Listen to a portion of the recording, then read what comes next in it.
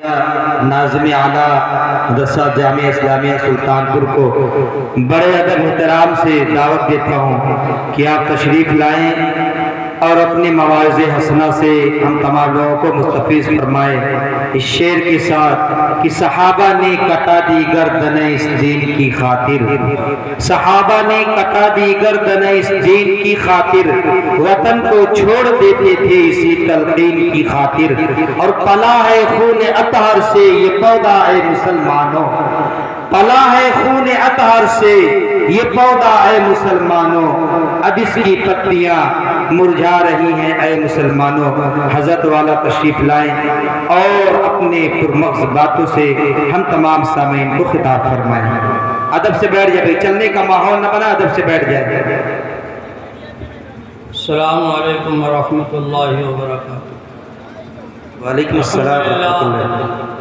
अल्हम्दुलिल्लाहि व कफ़ा व सलामुन अला इबादिहिल लज़ीना इस्तफ़ा, अम्मा बाद। फ़अऊज़ु बिल्लाहि मिनश शैतानिर रजीम, बिस्मिल्लाहिर रहमानिर रहीम। क़ालू सुब्हानका ला इल्मा लना इल्ला मा अल्लमतना इन्नका अंतल अलीमुल हकीम। क़ाल नबी सल्लल्लाहु अलैहि वसल्लम तलबुल इल्म फ़रीदतुन अला कुल्लि मुस्लिम औ कमा क़ाल अलैहिस्सलातु वस्सलाम।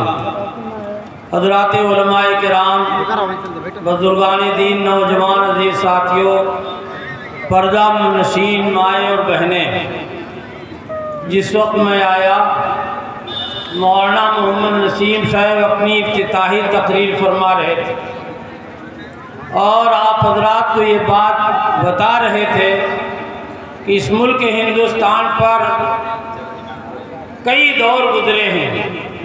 एक दौर आज का भी गुजर रहा है जिस हालात में हम और आप हैं। इससे पहले इससे बड़े बड़े हालात आए, मुसलमानों पर भी आए और इस्लाम पर भी आए।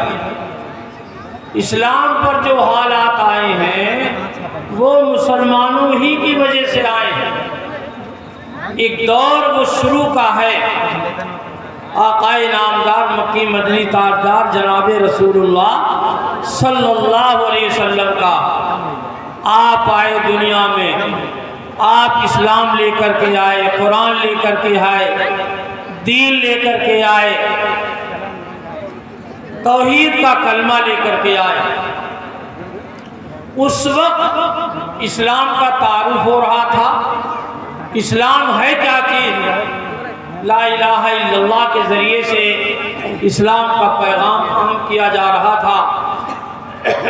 इस संसार का बनाने वाला, करने वाला, कराने वाला, खिलाने वाला, पिलाने वाला,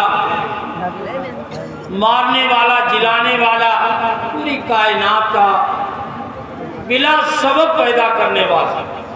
अल्लाह ताला के इस कलमे में सारी बातें छुपी हुई हैं।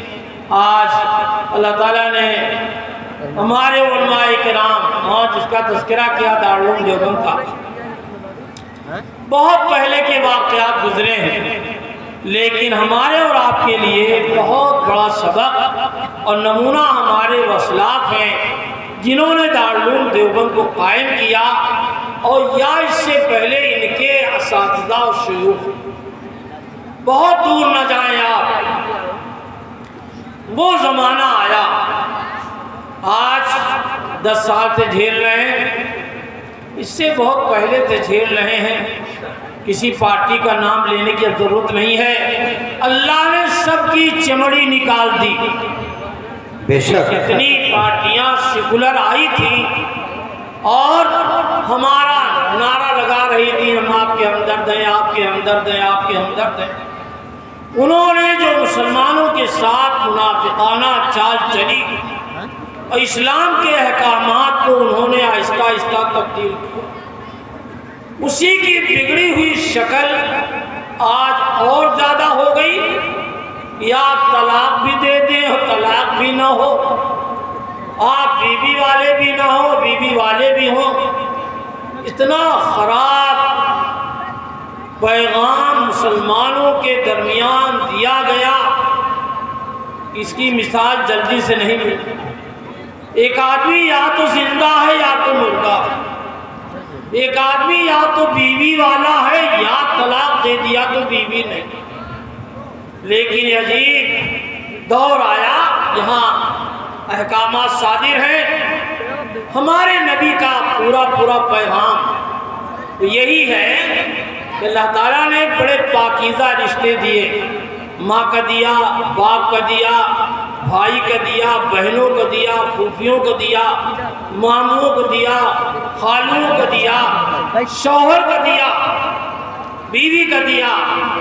सबके मरातिब बयान फरमाए। अल्लाह ताला ने माँ बाप के ज़रिए से जो पैदा होते हैं, भाई होता है या तो बहन होती, बड़ा पाकीज़ा रिश्ता। किसी ज़माने में भाई बहन के लिए पर्दा अल्लाह ने नहीं उठाया। भाई बहन ऐसे है कि पैदाइश से लेकर के मरने तक इनके अंदर पर्दा नहीं होगा। अल्लाह ने मियाँ और बीवी को बनाया ऐसा कि इनके दरमियान भी पर्दा नहीं होगा जब से रिश्ता कायम हो जाए। कुछ चीज़ें ऐसी पुख्ता बनाई जिसकी मिसाल नहीं मिलती, और फरमाया हमारे समाज का जो दीन है उसमें हम और आप सोच भी नहीं सकते हैं कि भाई है और भाई के साथ हमारी बीवी क्यों नहीं सफ़र कर सकती। हम भाई एक कोजड़ी के पैदा हैं, हम एक ख़ानदान के हैं, एक माँ बाप के हैं, और ये सब इकट्ठा है, कैसे पर्दा नहीं हो सकता। लेकिन इस्लाम आया, उसने बताया नहीं, देवर से पर्दा होगा, चचाजाद भाई से पर्दा होगा, फूफीजाद भाई से पर्दा होगा, मामूजाद भाई से पर्दा होगा। ये इस्लाम ने वो अच्छाइयाँ दुनिया में जाहिर फरमाई जो इन बुद्धू मियाँ को कोई खबर नहीं थी।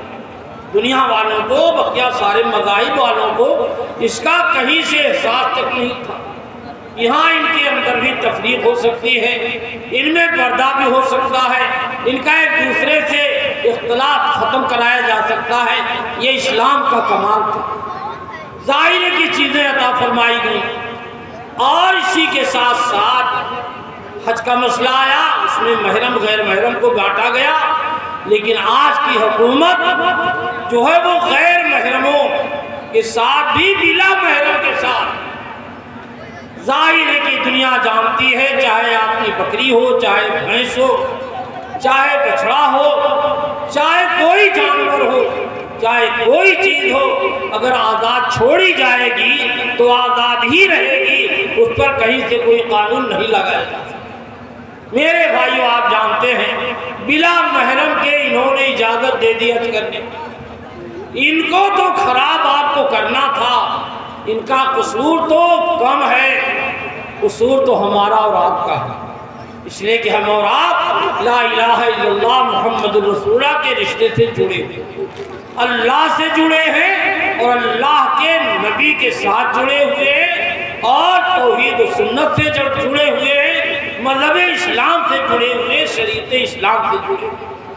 अब जाहिर है कि हमें तो न करना चाहिए इनकी बात। आदमी से कहा जाए भाई ये सूअर का गोश्त तो कभी नहीं खाएगा मुसलमान, किसी कीमत पर नहीं खाएगा, लेकिन वही मुसलमान इस्लाम के दूसरे मामले में नाफरमानी कर रहा है, और जिसमें आता है भाई कि वो सूद का भी खाना है और सूअर, और इसी तरीके से शराब का भी पीना है। शराब में और सूअर के गोश्त में हुर्मत पे कोई फर्क नहीं, लेकिन यही हाल हमारा और आपका है। हम बहुत सारी चीज़ों से नफरत करते हैं, लेकिन आज मुसलमान की औरतें बाकायदा हज में गई, और इस मुल्क का जिम्मेदार कहता मैंने इतनी औरतों को बगैर महरम के भेज दिया। तो मेरे भाई ये कसूर कहाँ से आया? कसूर तो हमारा और आपका है। हम अल्लाह को माने, अल्लाह के रसूल को माने, कुरान को माने, लेकिन अल्लाह की मान रहे, न रसूल की, न कुरान की, न हदीस की, न अपने बुजुर्गान दीन की, न अपने बड़ों की मान रहे। बहरहाल मेरे भाई एक इशारे के तौर पर मैंने ये बातें अर्ज की कि मौला इशारा कर रहे थे कि ज़माना गुजरा, इस्लाम हिंदुस्तान में नहीं था, अल्लाह ने इस्लाम को हिंदुस्तान में भेजा, और इस्लाम की तबलीग इस अंदाज से नहीं हुई जिस अंदाज से हम और आप तबलीग कर रहे थे। इसे आप खूब याद कर लें।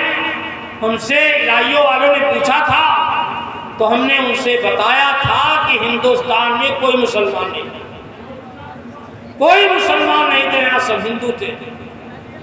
अरब से ताजिर मुसलमान आए, अरब से ताजिर मुसलमान आए हैं और आ करके उन्होंने अपनी तिजारत शुरू की हिंदुस्तान में। वो तिजारत कैसी थी? वो इस्लाम की तिजारत थी, मोहम्मद रसूलुल्लाह की नियाबत थी। नमाज ही नियाबत नहीं है, रोज़ा ही नियाबत नहीं है, हज और ज़कात नियाबत नहीं है। इस्लाम का एक एक अमल जो तबलीग और वो नमूना है।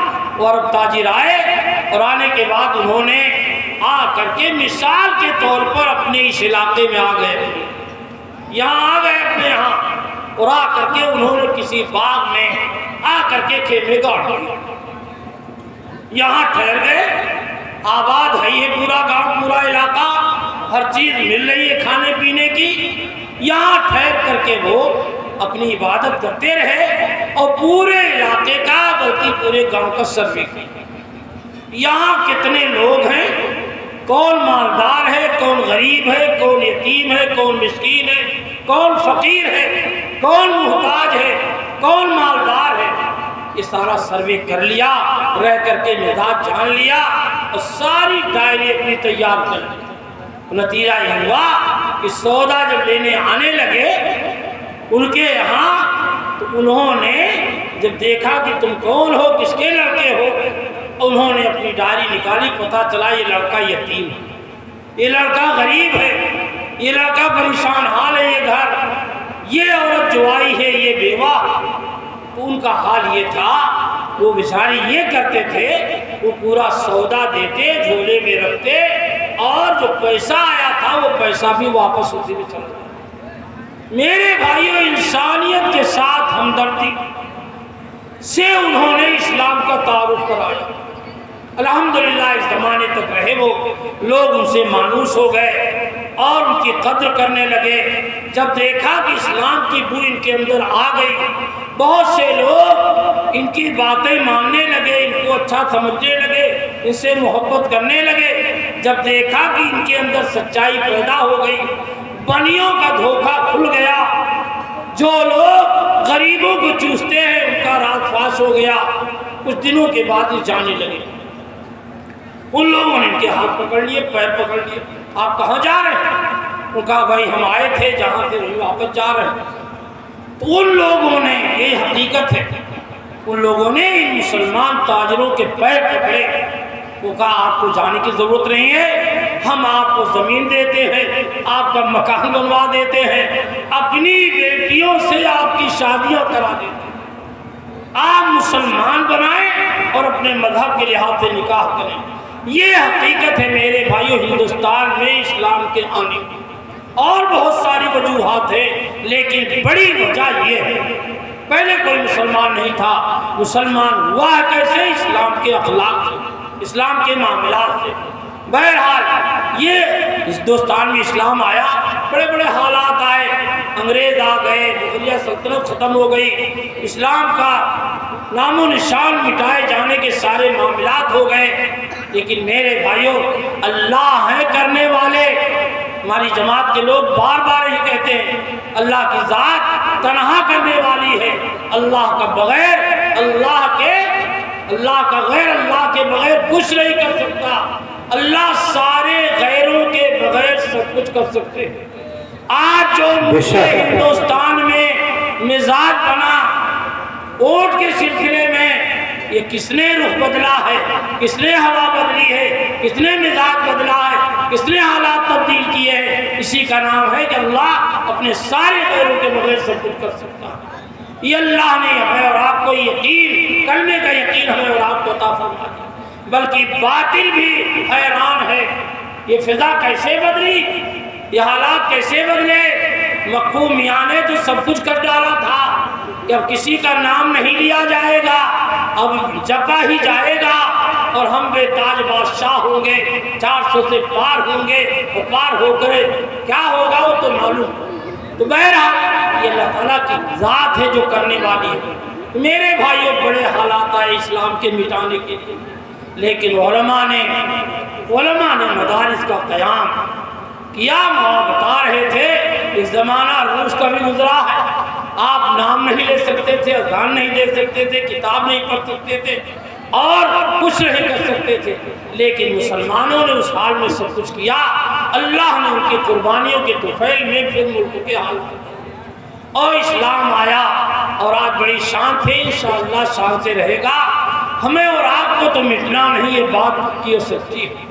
इस्लाम नहीं मिटेगा, कुरान नहीं मिटेगा, खुदा की ज़ात तो मिटना ही नहीं है, रसूल का पैगाम नहीं मिटेगा। ये ज़मीन व आसमान बाकी रहेंगे जब तक हम और आप यहाँ हैं।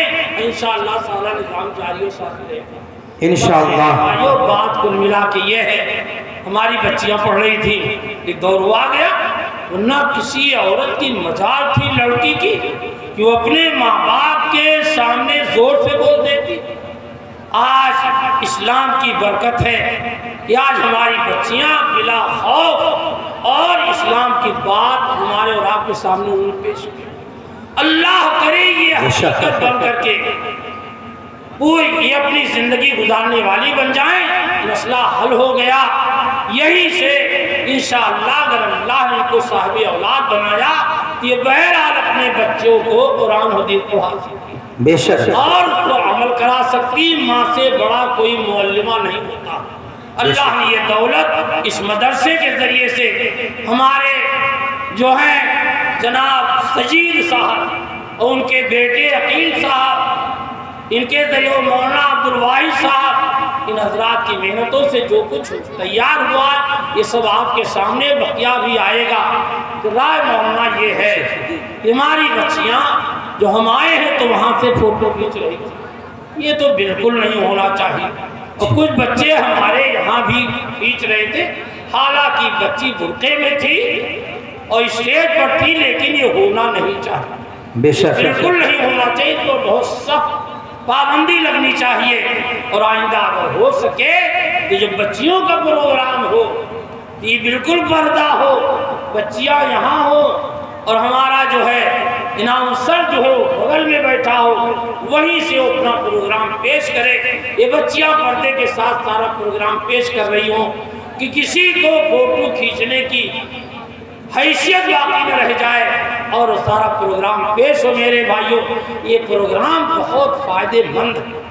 इन प्रोग्रामों को सुनने के बाद पता चलता है बहुत से माएँ और बहुत सी बहनें, बहुत से मर्द, बहुत से बाप, बहुत से नाना और दादा ये सब तय करते हैं कि हम अपनी औलाद को भी आलिमा बनाएंगे। ये बहुत बड़ी तबलीग का सामान है। इस प्रोग्राम को कबूल फरमाए, जद्दोजहद को कबूल फरमाए। सजीद साहब ये औलादें पढ़ी लिखी हैं, वो आमिर टाइप आदमी है, लेकिन अल्लाह को उनसे काम लेना था। अल्लाह किसी के मुहताज नहीं है, जिससे चाहे वो काम ले ले। इसी का नतीजा है कि आपके सामने इतना बड़ा प्रोग्राम पेश हुआ। हमारे मौलाना अब्दुल हई साहब ने ही बात कही थी, चंद बातें इन हजरात की हौसला अफजाई की करनी है आपको, वो इत्तेफाक़ात होते हैं। कल जो था उलमा का लखनऊ में, तकरीबन पूरी रात गर्मी की वजह से सोया नहीं था। हमारे भाई परेशान हैं, बाहर बैठे हैं और इन्हीं हमी और आप इसे लोग कब्र में जा रहे हैं। मेरा भतीजा भी अभी बहुत बाद इंतकाल हुआ, मैं इधर आ गया था। लेकिन मेरे भाइयों, हम और आप, आज कोई जा रहा है, कल दूसरा जाएगा, कब्र में लिटाया जाएगा।